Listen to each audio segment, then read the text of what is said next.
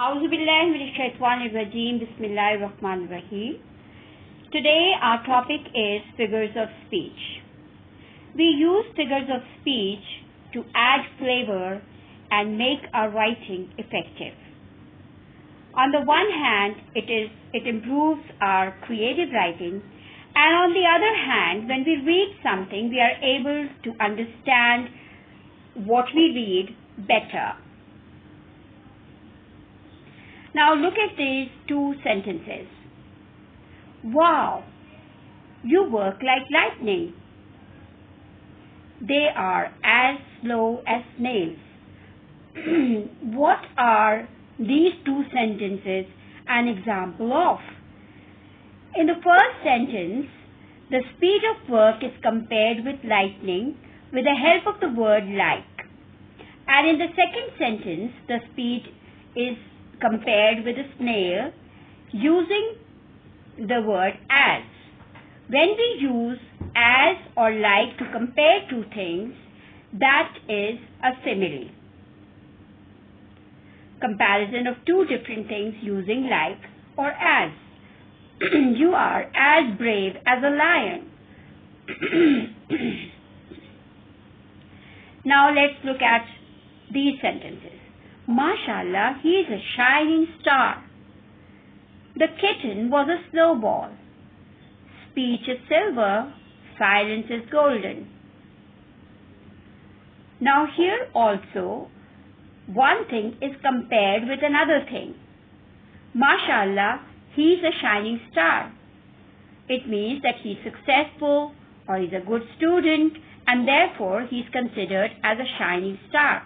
So he is like a shining star. But over here, we don't have the word like. In the second sentence, the kitten's fluffiness and softness is compared with a snowball. And the kitten is white also. So it's white, fluffy, and soft. Looks like a snowball. In the third sentence, speech is silver, silence is golden. So silence is more expensive, more valuable than silver.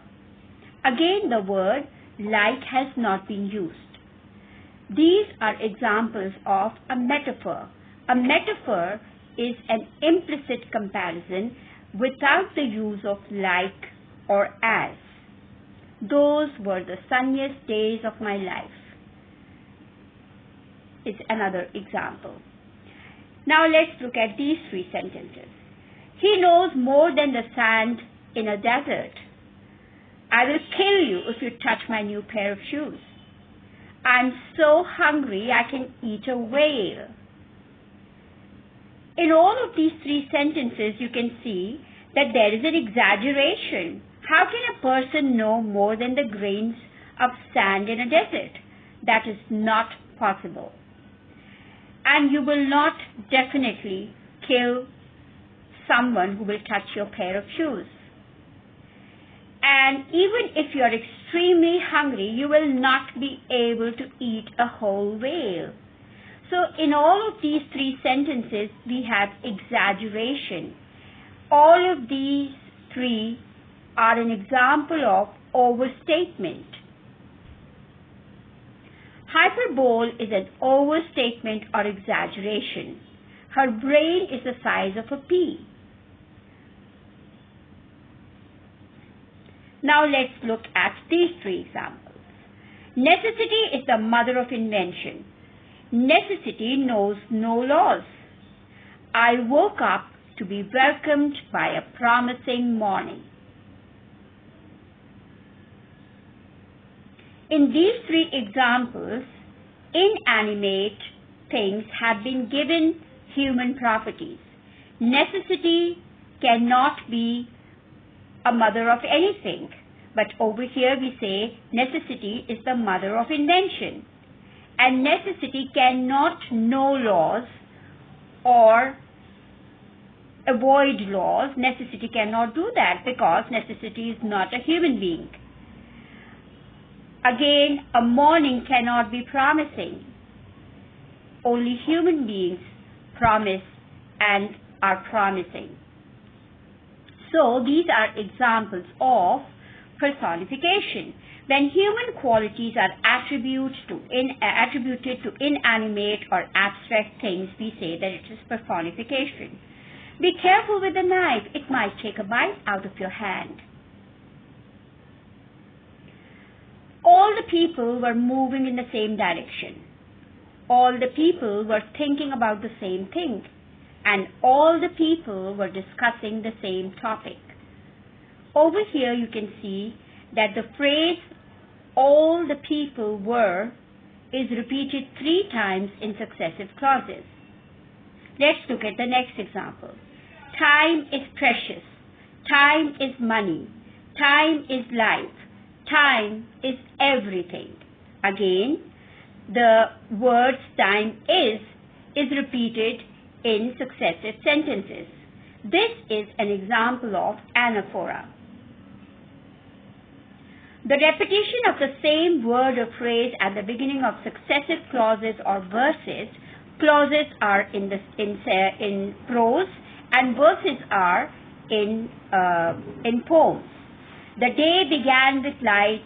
The day began with joy. The day began with a new start altogether.